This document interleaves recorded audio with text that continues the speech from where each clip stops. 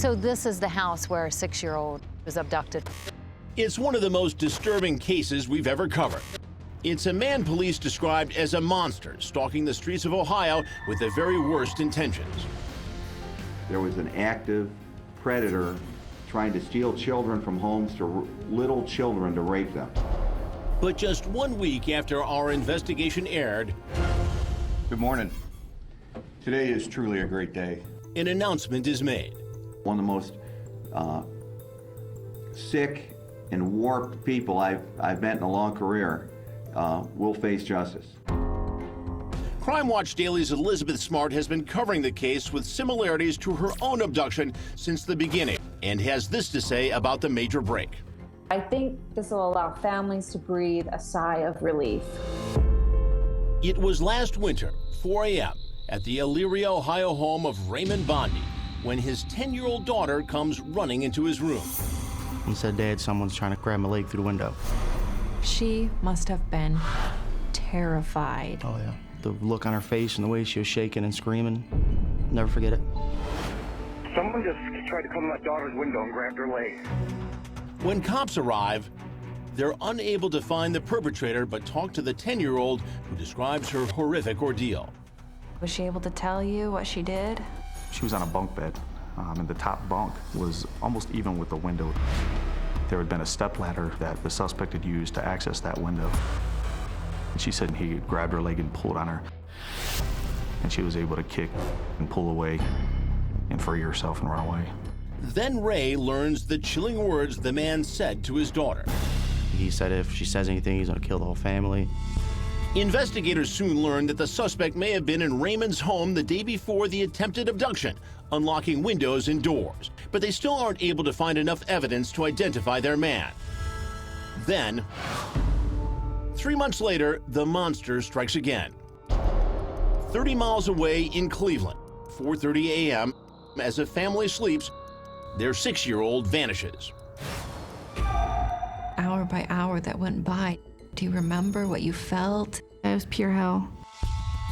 Then 9:30 p.m. After 17 long hours, a miracle. The missing girl suddenly appears. A house porch light is a beacon for the 6-year-old. A light was on, so she knocked on the door. And when those individuals opened the front door, they knew exactly who she was, and they brought her in and called the police. Soon after, authorities release a sketch of a white male with a square face. Then police pulled surveillance video from around the neighborhood. We believe that he goes to the residence of our eventual victim. So right Right here, looking through a window that night, and he may have gotten spooked. Someone may have seen him, because on the video surveillance, we see him running down the street. So he runs and he gets in his vehicle. 6 days later, the day of the abduction. We believe the unknown abductor came in through the side windows on the other side of the house, took her off of the couch in the front room there, and then came out of the front door. 11 minutes later, in disturbingly plain view, actual video of the abductor carrying his young victim away from the safety of her home and family. We believe went between this garage and the fence. It's just amazing that no one saw anything, that he was able to walk out of the girl's front door and escape with her. Right. Police did release photos of the suspect and his unique car, but still, We had no leads. until this. The Ohio Attorney General's office, BCI, used a new tool in the investigation. It's called familial DNA search. Police were able to apply the new technique using DNA found on the ladder in that first attempted abduction. This DNA identifies someone with a genetic near match to the person who actually committed the crime.